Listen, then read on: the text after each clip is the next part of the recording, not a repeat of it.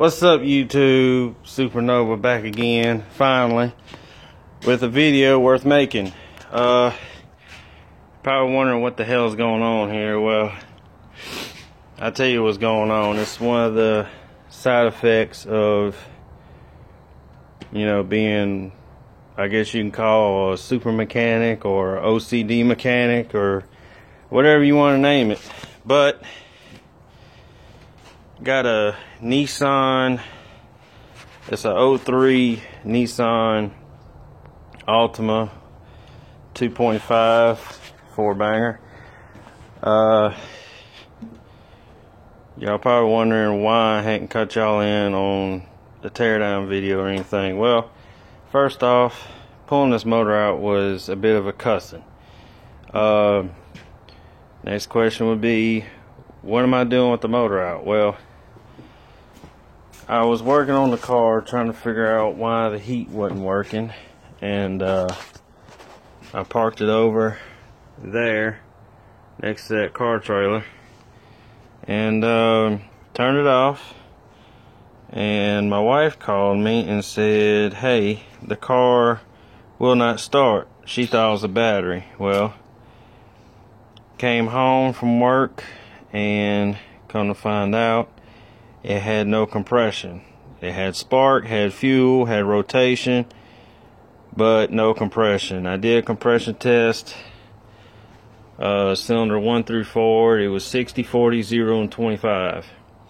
Pulled it up in here. I did a compression check just on cylinder number 3 because that was the one that was giving me 0 pounds.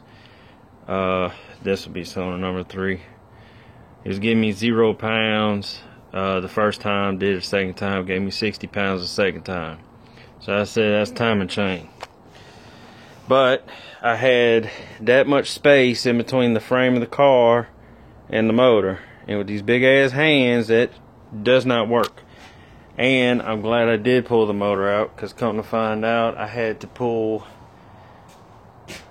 both pieces of the oil pan off just to get the timing cover off.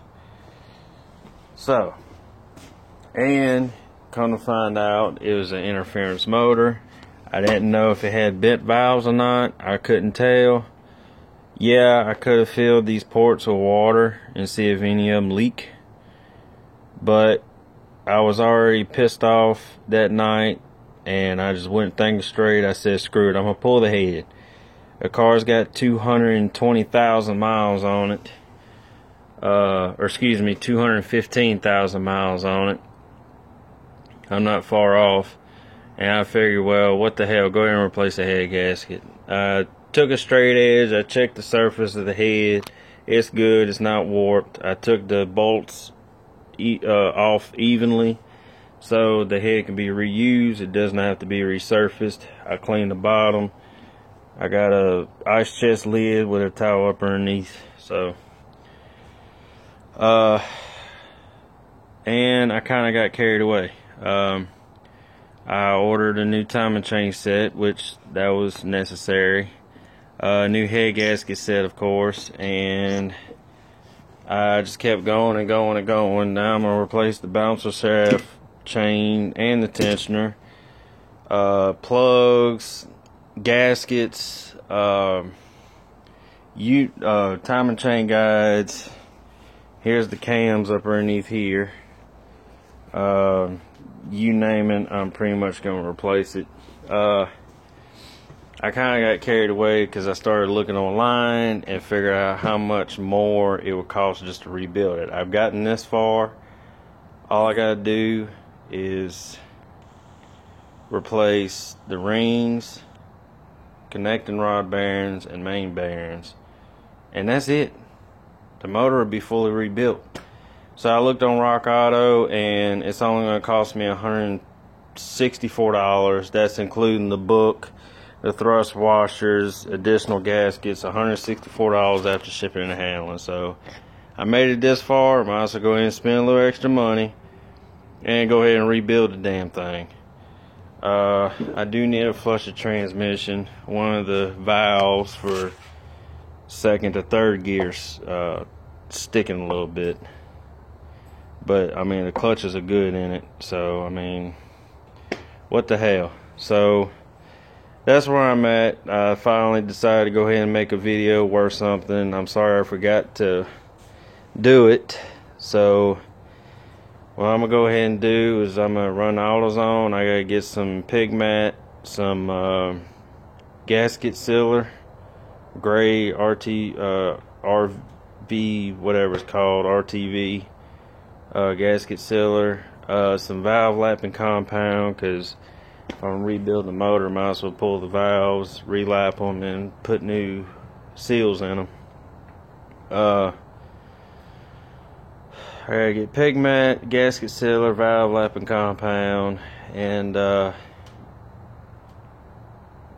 will probably be it.